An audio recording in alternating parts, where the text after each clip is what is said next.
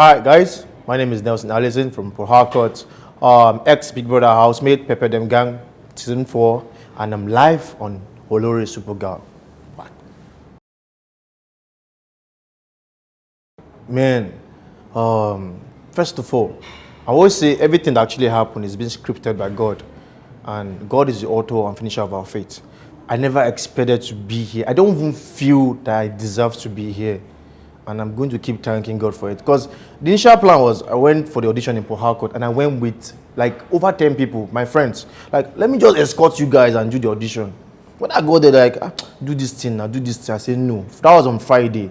I said no. So when I noticed that the whole thing, there was drama, they were beating bouncers there, like, okay, you know what? Let me just skip this thing and let me just go home. The next day, they said, let's just do this once and for all. So we slept at the hotel there that night. Then that day, the next day, we had to just do it. When I did, like, they gave me a good call. Like, is it lie?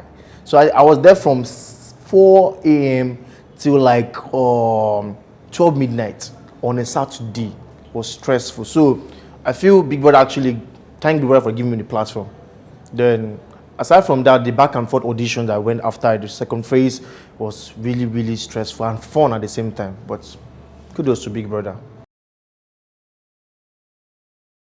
See, you can't be on the outside and you don't know what's happening on the inside and you start passing judgment. Normally, that's how people always be. They always keep saying things they're not sure of. So, Big Brother is actually 100% real. Even though I'm evicted, I just still feel like it was my own fault, not anybody's fault. It was my fault. So, they shouldn't say that. I don't think it's possible for you to have a strategy before going to the Big Brother house, because by the time you say, you're on the football pitch, like, play this pitch, you play this pitch. By the time you get on the pitch, it's a different ball game altogether. So I feel if you feel you have a strategy, you can't have it from the outside. You have to observe people around, then create a strategy. So I never had one. I wanted to just be myself and be selfless. I think they begin to form a strategy. They're trying to pair up with one person. They're trying to do this. They're trying to warm up to people. They're trying to be selfless. They're trying too hard to be selfless. I think there are some persons like that. Actually, first of all, I bonded with everybody because I'm a lover of people. But at the same time, people I was close to that understood my person was Sadi. I had Mike at my corner. I had Omar Shola, who bonded very well. I had Esther, I had Diane, I had Toyo. Funny enough, I had Chi, which is my OG. So, then Mercy. My favorite thing about Big Brother House was the fact that it was a new experience for me because I never went to a boarding school. So it was like, ooh, this is like boarding school experience, like, it was fun. So every morning I'm always the first person to wake up to that alarm, the first person to brush my teeth. So it's like prepping for school. Like, you have to wake up at this call time, you have to go to bed, lights out. So I had the whole fun. And disturbing Thelma was like a different ballgame entirely for me. Like, I have someone that I always tease, and these are like my younger sister, even though we're age mates too. But at the same time, it was fun. Arena game was on point because I had to make it a win for me. But too bad, it didn't happen. Then, aside from that, the party room was more like a relaxation process for me to blow off steam. So it was fun. Whew. First of all, I'm more like an introvert. I can be an extrovert when I need to be. But when giving the head of house, I didn't know what was coming to me until when I got it and I realized that this is like a lot of stress on my shoulders. And I had to just deliberate and say I can do things and look for people to delegate stuff to. It was fun because at the same time, I noticed people tend to now listen to me more. They listen, they wait for me to talk. Before, I'll be talking and somebody's just, someone that feels that they're louder than me will just infringe in my speech and just keep me mute. But I think it actually helped me come out of my shell more. Diane, sweet girl. Now, what went wrong with Diane was the fact that, let's be very, very honest, let's be honest to ourselves. You can't have 3 grown men in one space and you want to delegate or separate emotions, you want to give them equal amount of affection. It doesn't work. That was a no-no for me. So when I observed that, like, no, I can't be put in this spot, then you're not the one to choose who you feel you need to be close to. So he quickly, the second word told me, oh, I like Diane. I'm like, okay, fine, you can have. But I really like Diane, honestly, for the fact that she's a very nice person. Genuinely, she's nice. I don't really know any other thing that's happening, but I've been seeing some other stuff. But for what my perception of her, she's a nice person. Yeah, just imagine if you reverse it. Like I have 3 girls, and I'm giving them equal amount of affection. It's not. There's no way any of those 3 girls will date you. They will not. Women know this. They will never date you. Let's face it. It's a reality TV show, and I understand there's games involved, but this is a lifetime thing. You don't play with people's emotions like that. I'm never brought up that way. I've got sisters. I know what they've gone through relationship-wise. So I feel if you want to really care about somebody, you don't know their backgrounds, what they've gone through. You have to nurture it. And I was doing that. So I don't expect the viewers to understand my own plight, but I'm trying to give them what was going on. I can't just rush the girl like, because okay, she likes me, I like her. Okay, let's just get it on the way. No, you have to let it grow. When it grows and you feel like this is authentic, then fine, you can take it. If she leaves you out, like, okay, I still like Nelson. I'm like, okay, fine, I'm still here. It depends on her perception when she leaves the house. Because definitely they're still in the game. Anything can happen. She can fall for any other person. There's too much pressure in the house. So it depends on her perception when she leaves the house and where my head is in. Because once I'm out already, I'm trying to put things in order and I have to go back to the gym. I have a pageant coming up. So I have to just keep doing my thing. So if she leaves the house and she feels the need to reach out to me, then it's fine. Would you like that? No, I won't that mind. I won't mind. She's cool. Let's talk about Frodd. It seemed as if two of you were like a thorn in each other's flesh. In fact, you and Esther bonded over her dislike for Frodd, and the guy just never seemed to go away. What are your thoughts about Frodd? Me and Esther didn't bond over our dislike for Frodd. We bonded because I could understand Esther without even talking. She could understand me too. And Esther knew at that point when I was very sick that I needed attention and care. I was very sick. I had blood pressure issues. My left eye was swollen. Nobody knew what was going on, just that chick. And she had my back like 24/7.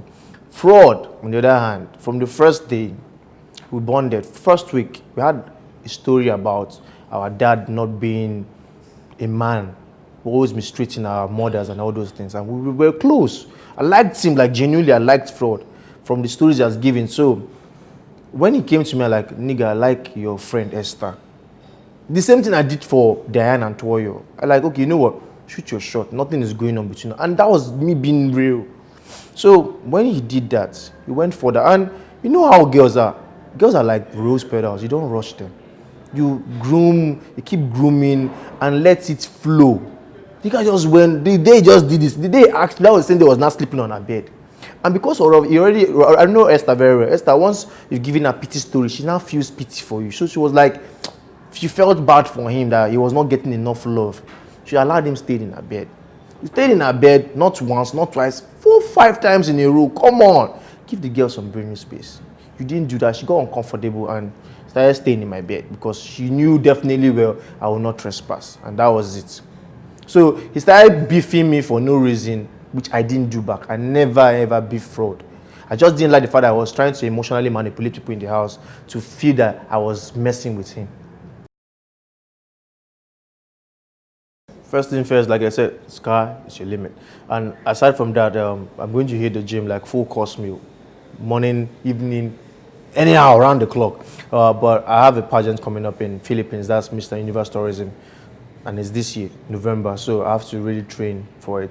Then aside from that, whatever brand or from modeling to host to anything that comes up, available. Firstly, that's actually very hard.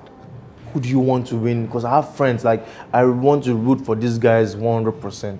But to be very honest, I'll say I want the lady to have it this time. And I think I'll root for Mercy / Tacha. Between these two ladies. Who do you think will win? Who I think will win is a Mashallah. Or Sadi. From Instagram, at Chalugo96 asks, do you think your eviction was fair? I think it was fair. Yeah, it was fair. Then lady_Maxis on Instagram says, who do you feel doesn't deserve to be in the house? I'll say I'll say Jeff. Debay_F says, what do you miss about the BB house? Arena games, party room, cooking. Real quick, Nelson, Ebuka and Tacha had a bit of an incident on eviction night. What do you think of the whole characteristic thing? What do you think about it? I think she was thrown off balance and she needed a comeback. Who was at fault? I can't really say, but I think the second time he threw it at her, she should have been able to just go with the flow, but I think she just wanted to be herself, so that's it.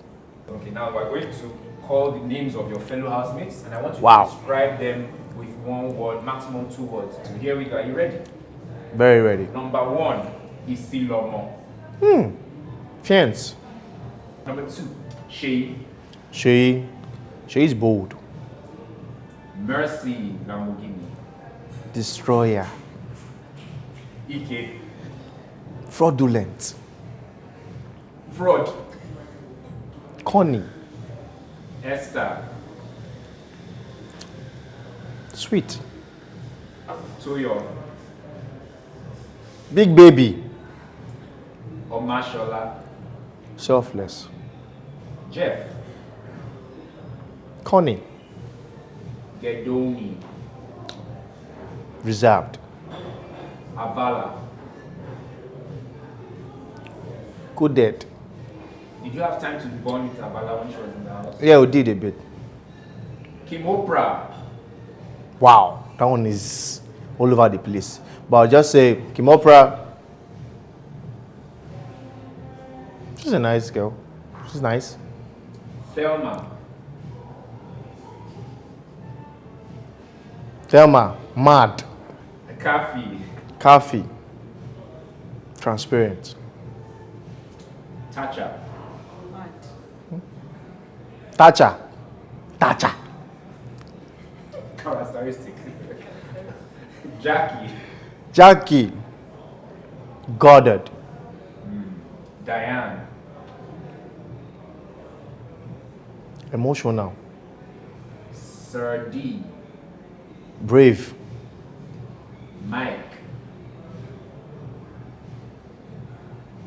Mike. Straightforward. Do you think Mike is playing the game or he's just being himself? He's beginning to play the game now.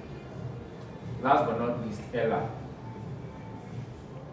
Problematic.